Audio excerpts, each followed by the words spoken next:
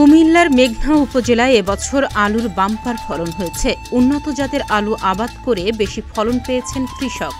লক্ষ্যমাত্রার চেয়ে এবারের মৌসুমে আলুর অতিরিক্ত উৎপাদন হওয়ায় মেঘনা উপজেলার ৮টি ইউনিয়নে আলু চাষিদের আনন্দের মাত্রাটাও বেশি। তবে অতীতের চেয়ে আলুর উৎপাদন বেশি হলেও ন্যায্য মূল্য নিয়ে শঙ্কায় রয়েছেন কৃষকরা। উপজেলায় বাণিজ্যিকভাবে আলু চাষে কৃষকরা লাভবান হওয়ায় দিন দিন বেড়েছে আলুর চাষ। তবে এই উপজেলায় হিমাগার না থাকায় দর নিয়ে শঙ্কায় রয়েছেন চাষিরা।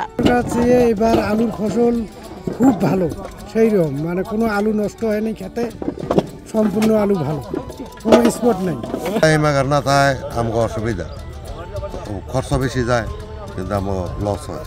হিমাগার থাকলেও তো আমাকে একটু সুবিধা হইতো। কৃষকরা বলছেন প্রতি ৩০ শতক জমিতে আলু চাষ করতে ৭০,০০০ টাকা খরচ হয়। এখন আলু জমি থেকে তুলতে শ্রমিকদের বিঘা প্রতি ৬,০০০ টাকা খরচ বহন করতে হিমশিম খেতে হয়। এছাড়া কিছুদিন আগেও প্রতি বস্তা আলু ১৪০০ থেকে ১৫০০ টাকায় বিক্রি হলেও এখন আলু বিক্রি হচ্ছে ১৫০০ টাকা দরে। ফলে আলু উৎপাদন অনেক হলেও ন্যায্য মূল্য নিয়ে শঙ্কায় তারা। তুলনায় এবার ফলন ভালো, কিন্তু বাজার দাম অনেক কম। কিন্তু গত বছর তুলনায় আলু বিঘা প্রতি ১০০-১১০ মন হয়, বা খরচ গেছে প্রায় ৭০,০০০ টাকার মতন, কিন্তু বর্তমান বাজারে আমাদের করতে হয় না। এ বিষয়ে উপজেলা কৃষি কর্মকর্তা জানান, এই ইউনিয়নের মাটি আলু চাষের জন্য খুবই উপযোগী। এবারে লক্ষ্যমাত্রার চেয়ে আলুর উৎপাদন বেশি হবে এমনটা আশা করা হচ্ছে।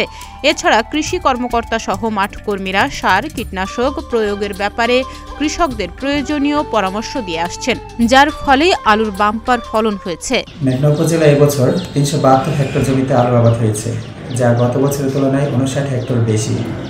আবহাওয়া অনুকূলে থাকার কারণে কৃষকগণ ভালো ফলন পেয়েছেন, কিন্তু বাজার দর তুলনামূলকভাবে কম হওয়ার কারণে কৃষকরা ক্ষতিগ্রস্ত হচ্ছেন। মাঠ পর্যায়ে আমরা কৃষকদেরকে পরামর্শের মাধ্যমে সেবা প্রদান করছি, কিন্তু প্রণোদনার আওতায় না থাকায় সার বীজ উপকরণ তারা পাচ্ছেন না। তা কোল্ড স্টোরেজ যদি একটা স্থাপন করা যায় তাহলে কৃষকগণ লাভবান হতে পারেন বলে আশা করছি। আর এই বিষয়ে ঊর্ধ্বতন কর্তৃপক্ষের বিষয়টি অবগত করেছি। গত অর্থ বছরে উপজেলায় আলুর চাষ হয়েছিল ৩১৩ হেক্টর জমিতে। অন্যদিকে ২০২৪-২৫ অর্থ বছরে আলুর চাষ হয়েছে ৩৭২ হেক্টর জমিতে, যা গত বছরের তুলনায় ৫৯ হেক্টর জমিতে বেশি।